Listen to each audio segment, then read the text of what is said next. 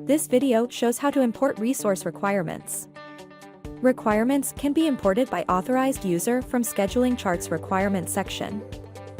In this example, we will be importing multiple resource requirements for Project A.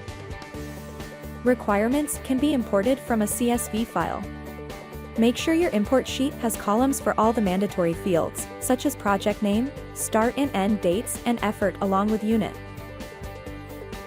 Even though role is not technically mandatory, we recommend that role be defined while importing or manually creating requirements.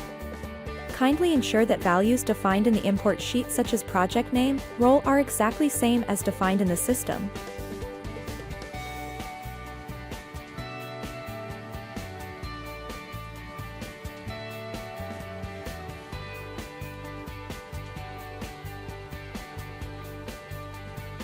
Also, ensure that start and end date columns are in date format.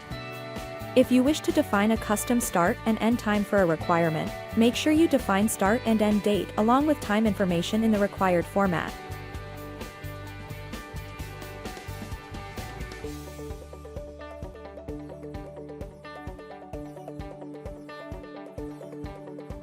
Once the sheet is ready, use the import option to select the sheet.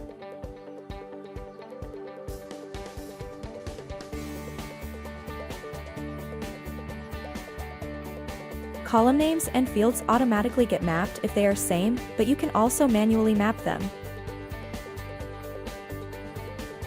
Now click Import button to import requirements at one go.